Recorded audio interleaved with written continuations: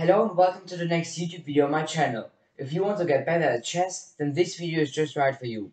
In this video I will show and explain you how to calculate correctly in chess. This is part 4 of this video series. So if you haven't watched part 1, part 2 and part 3 yet, watch them first and then come back to this video again. In part 1 I have started with the first rule and technique that you should always note in your chess games, and this was the rule of the pawn square. In part 2 I have talked about the arithmetic counting, and in part 3 about the counting of attacks and defenses. In this video I will show and explain you the next rule, so let's get started. No less important than the other rules and techniques is the rule of the wandering square. In part 1 of this video series we have already met disconnected pawns which defend themselves. Such pawns not only have a very good defensive power, but also a very strong offensive power sometimes. In the position that you can see right now on the chessboard, one of the black pawns, so either the pawn on e4 or the pawn on h4, will run down the chessboard to transform into a queen on the first rank. And here you have to always remember the following rule. Every time move the pawn that is the farthest away from the enemy's king. So here the farthest pawn from the enemy's king, so from the white king on g2, is the black pawn on e4. So you have to move like this. This rule about the wandering square should be always used in such positions like this. It is explained as follows. Two disconnected pawns, for example one on e6 and the other one on h6, have a common square. e6, h6, h3, e3, and again up on e6. So that's their square. If one of the pawns moves, then the square changes, for example like this. If the pawns are at the edge of the chessboard or beyond it, for example like in the situation before on the 4th rank, then the king has no chance against them. He has no chance to stop them before getting on the 1st rank and transform into a queen. But if they are not at the edge of the chessboard, for example on the 5th rank, here on e5 and on h5, then the king can stop them before they get on the last rank. Here on the position right now, the pawns here, the black pawns, just perish because they do not even have a defensive force. After pawn d4, your opponent's king, so the white king here on b3, would just move on c4, and after winning this pawn, he would enter the pawn square of the pawn on a5, how I've already told you in part 1 of this video series. Like this, you can use this pawn square right. So that means that in this position here, the pawns won't make it to the 1st rank and transform into a queen, and also won't win this game. But if in this situation here, this pawn on d5 wouldn't stand on d5 but rather on c5, then these pawns could at least help each other, and the game would at least end up in a draw and not in a lose. Now I come to my next example. Here the same thing happens to the black pawns here, because even the black king of the army can't move somewhere, because if he would move somewhere, for example one square down on f5, then the white pawn on h6 would just move up on h8 and transform into a queen and obviously win the game.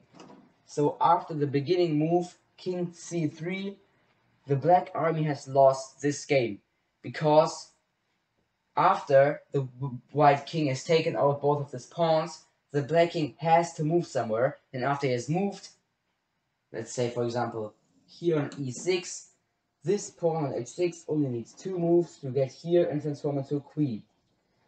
In this situation, this placement of the both pawns, of the dual pawns on h5 and h6 of the white army is actually pretty interesting, because the black king here is forced to guard the square h7. So we can say that he's paralyzed, because if he moves away like that, then these pawns get here. So he's paralyzed and has to stay here, but these pawns also, so the pawn on h6 also can't move forward, because if he would move up on h7, then the black king would just move on g7 and win both of the pawns. In the position you can see right now on the chessboard, it is easy to establish that in this position here the black army wins. But if we move the position one horizontal up higher, so both pawns on the 7th rank, so this pawn from c6 on c7 and this from h6 on h7, then the black army still wins because both of the pawns can do a double move because they are on the 7th rank. So they can just skip the 6th rank and do a double move. So the black army here wins again.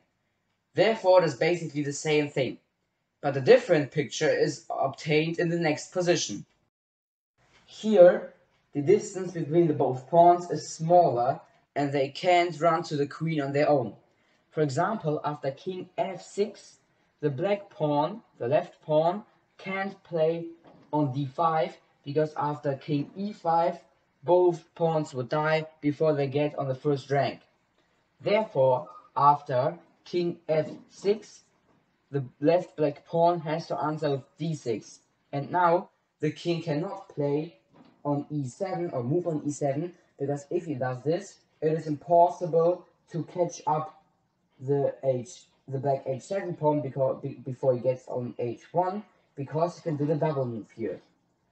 Therefore, after king f6, pawn d6, the king again has to move down on f5, and now this pawn just plays again h6. So the king has to stay on the f-file, so he either moves on f6 or on f4. That means that he has no possibilities to attack any of the black pawns. However, black also can't move a pawn to the 4th rank, because then the white king could take out both of them. Therefore, if the black king, who isn't right now in this example, would stand on a8, and there would be another black pawn standing on b7 and two white pawns around them, so one white pawn on b6 and the other one on a7, leaving the black king and the black pawn on b7 without any movement, then the black pawns, the one on the d file and the one on the h file, would both die without another chance. The rule of the wandering square needs some clarification, because nothing is said about the position of the opponent's king and cases when one of the pawns is pushed forward, and it also doesn't take into account positions where the important thing it is whose move it is the next. It is logical that the rule does not work if the opponent's king stands on a square from which you can take out one of the enemy's pawns. For example, if the white king was sent here on b3, and even if it's then black's move, he still would take out both of the pawns before they get on the first rank. In addition, there may be exceptions when the pawns are on the 6th file with a distance between them in one square. In the same position here, but the white king stands on b1, it is a situation like this that whoever moves the next, or whoever turn it is the next, loses. If the next move in this position here is made by the black army, then the proposed rule is wrong. However, if we take these exceptions into account, it will still make the calculation way more easier. And now we will finally consider a case when both opponents have disconnected pawns. This position that you can see right now on the chessboard happened once in a real chess game in Berlin in 1927. Here it's now black's move, and in this position the black army or the black player here plays pawn f4. And after the white pawn on g3 has taken out black's pawn on f4 with a check, the black king moves on d6.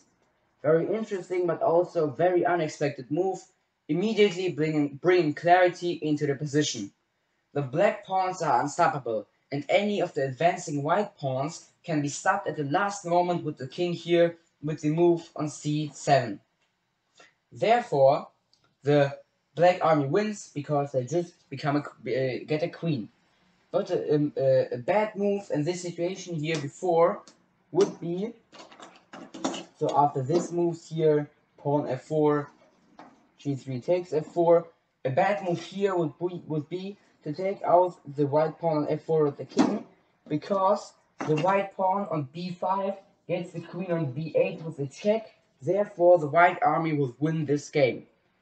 That was an already with this video about part 4, how to calculate correctly in chess. In the near future I will bring out part 5, therefore feel free to check it out also then. I hope you liked this video. If you liked it, feel free to leave a like there and subscribe to my YouTube channel. Till next time, bye!